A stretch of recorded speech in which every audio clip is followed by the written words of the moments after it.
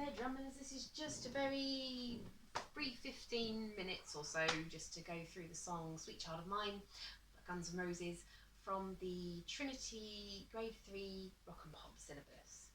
Yeah, it's a good song. You might have heard it before. It's quite a famous song. It's probably one of the most well-known songs from Guns N' Roses. Even if you're not familiar with the band, you've probably heard it on the radio, or sort of played it perhaps, or whatever.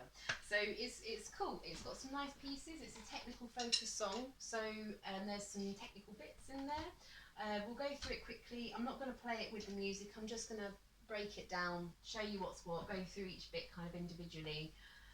Yeah, so let's jump into it. Okay, so for 8 bars we have an introduction, so just guitar. We're not playing, we're resting, and then we come to the bar where we do come in, and we have a bass drum and a cymbal on beat 1. And on the and of beat 4, we've got these sort of semi-quavered triplets happening. So it's 1, 2, 3, 4, and 1. So we've got there's 4 strokes, because on beat 1 of the next bar we have a crotchet playing the bell as well. So it sounds like this: 1, 2, 3, 4, and 1, 2, 3, 4, 1, 2, 3, 4, and 1, 2, 3, 4. 1, 2, 3, 4, and 1, 2, 3, 4, 1, and that brings us into that's beat 1 from bar 15, which brings us into our quavered hands. So on beat 2, and it's also sub P, which is super quiet, to building to a crescendo to the F there, nice kind of epic beginnings to bring us into the verse. So what's happening in bar 15 is we're playing beat 1 obviously, and then on beat 2 we've got a crotchet pattern going on with our bass drum. So 1, 2, 3, 4, and then our hands are playing the quaver: 1 and 2 and 3 and 4 and. Okay, so just to mention, with the dynamic of this bit, if this piece of drumming is a bit tricky and you're struggling with it, don't worry too much at the moment about the dynamic. Just leave that, come back to it later. Obviously you will have to revisit it, but you can map it out first. Lots of people find that really helpful, I think. So I certainly do. So yeah, so obviously if the dynamic is if you're struggling a little bit, then just come back to the dynamic once you've figured out what it is you're doing. Okay, so 1, 2 and 3 and 4 and 1, 2 and 3 and 4 and. Okay, and then we go on to bar 16, and we've got quarter notes, crotchet notes even for up until beat 3, and then that turns into a quaver. So 1, 2, 3 and 4 and then the bass drum comes back in on the and of beat 4.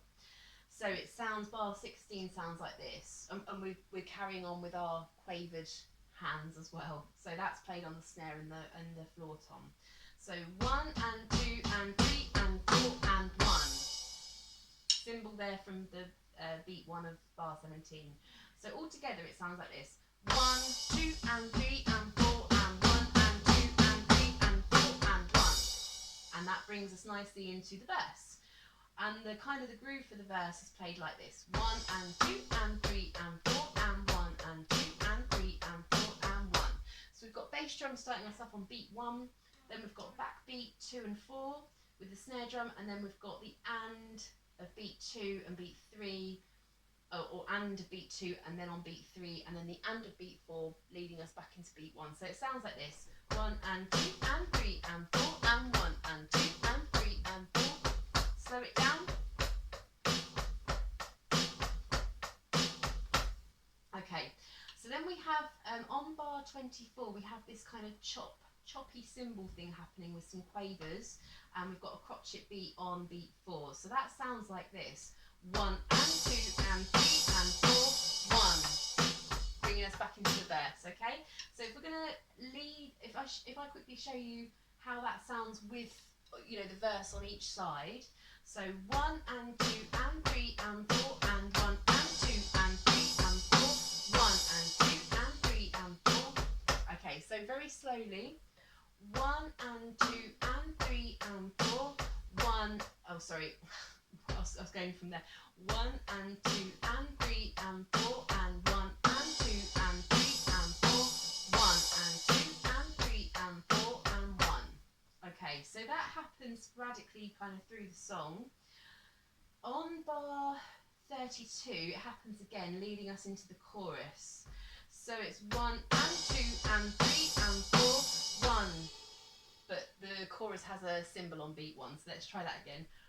1 and 2 and 3 and 4, 1 and 2 and 3 and 4, 1 and 2 and 3 and 4. So on the chorus we have like this pushed feel because we've got a bass drum not on beat 3 but on the and of beat 3, and then we've got a cymbal kind of coming in on the and of beat 2. So it's 1 and 2 and 3 and 4 and 1 and 2 and 3 and 4 and 1 and 2 and 3 and 4 and 1 and 2 and 3 and 4 and... So it doesn't play that many times in the song, just kind of going over it just to show you. Yeah, so then it goes nicely back into the verse groove. So 1 and 2 and 3 and 4 and 1. So all together it sounds like this. 1 and 2 and 3 and 4 and 1 and 2 and 3 and 4 and 1 and 2 and 3 and 4 and 1 and 2 and 3 and 4. And then going back into the 1 and 2 and 3 and 4. Lovely. So we get to bar 40 after kind of playing all of that. I'm just sort of chopping from different bits where, you know, where I haven't covered. So obviously there's more to it, but I'm going to chop to bar, go to bar 40 because we've got this kind of thing happening where we've got this happening there. So it's 1 and 2 and 3 and 4. So we've got cymbal coming in on the and of beat 3 and then crotchet on beat 4. Okay. 1 and 2 and 3 and 4. So again, on the chorus I find it easier just to bring my right hand across to play, but down on this bit here I find it actually easier to bring my hand down to the snare, my right hand, and my left hand coming up to play the crash. 1 and 2 and 3 and 4. 1, 2 and 3 and 4. Playing the interlude. So we play the interlude, get to our stabby bit again. 1 and 2 and 3 and 4. And then back to the verse. So we've got a dotted repeat mark here, which means we've got to go all the way back to bar 17, play what we've just played, get to bar 40. We're going to miss out the interlude, so we're not playing that now because obviously it's got, if you see it's got a 1 there. We're going to go down to the 2, the guitar solo. Okay, so we're going to get to bar 40 on the second time round of playing all of that. Instead of going to the interlude, we're going to go skip that, go to the guitar solo. So you'll notice that there's not actually any notation. Well, no. That there is on the rest of the song for the guitar solo, and that's because now you're kind of getting up the grades, you're going up the grades. You have a little bit more range, you know, of being a bit more free to improvise, I guess. But it doesn't want you to go mad and do all these like epic rolls and everything. It wants you to kind of do the previous kind of drum, the kind of feel. So you've got to keep the feel of it going, which is part of the marking system for the exams. You know, they're looking for performance, they're looking for how you interpret things, and as a musician how you hear, you know, how the best way to complement a song and to what's going on. So for this guitar solo, what you could do is listen to the demo perhaps and see what they're doing, but you can chuck in some cymbals maybe. So down, down, down, down, down, down, down, down.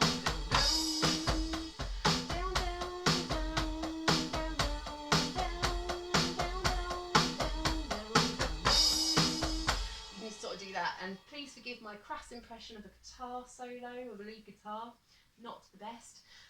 Okay, so we've done that, and then we come to bar 49. So bar 49 is the breakdown. So it wants us to play rim shot for the snare. It wants to play a snare. Now, if you've got an electric drum kit like I have, you might find this tricky, this playing rim shot a little bit difficult. It's far easier on an acoustic kit, but nonetheless, please try and get the technique correct. You know, if you've got an electric kit and you're playing a snare and thinking, oh, I'll just do this on an acoustic when I've got the chance, don't think like that. Do try and do, even if it's really difficult. And also you'll see lots of people playing their rim shot in different ways. As I said earlier, everyone's different, you know. So I have seen drummers before when I've been to gigs and stuff playing rim shot like that. Personally, I think it sounds a heck of a lot better doing it like this. So you've kind of balancing the stick, you've got it balanced on the snare, and you're lifting it up, and it's making contact in that way instead of that way. The reason I think this is better, I'm not a scientist, but I think it has more of a delicious tone to it. It has this, I call it a thick click, thick click. So if you have an acoustic kit, try it out. When you play like this, your stick is making contact with the drum, but it's making contact in a different way. This gives a much deeper tone, I think, to rim shot. You might, my hearing's quite sensitive, so you might disagree. It's fine, but I do believe this sounds better. So yeah, so if you can, you put your stick in, you kind of hold it, and then lift it up, making that. Anyway, that's enough of that. Let's get back to the song. So bar 49 is 1 and 2 and 3 and 4 and 1 and 2 and 3 and 4 and that happens for 3 bars. And then we get to bar 52, and we don't have a bass drum on beat 1, it's on the and it sounds like this. 1 and 2 and 3 and 4 and. So we have a bass drum also on beat 4 with the hi-hat and the rim shot. 1 and 2 and 3 and 4 and.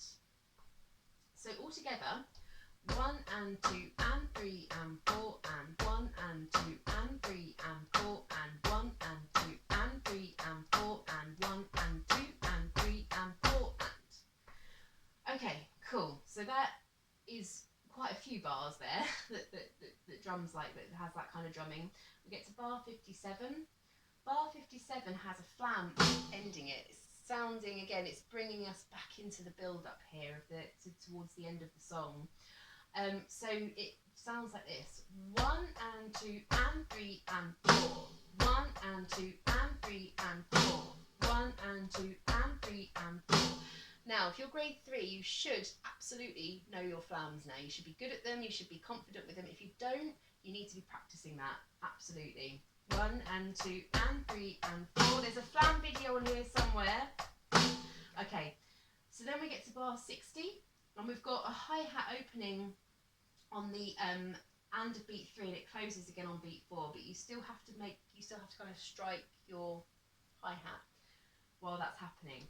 1 and 2 and 3 and 4. 1, oh, did a bass drum? Don't know why I did that. 1 and 2 and 3 and 4 and. 1 and 2 and 3 and 4 and. 1 and 2 and 3 and 4 and. Bringing us back into 61. 1 and 2 and 3 and 4. And then that happens, and we get to the, it happens for another 2 bars, and then we get to bar 64. And we have triplet, quarter note triplets, kind of finishing us off. So that sounds like this. 1, 2, and then it ends like that. So triplets, we have a triplet normally replaces 2 quarter notes. So we've got 6 here, because obviously we're in floor 4. So 4 quarter notes. So it's 1, so if I count it like this, 1 triplet, 3 triplet, and then we're on beat 1. 1 triplet, 2 triplet, or you can count 3 triplets. 1 triplet.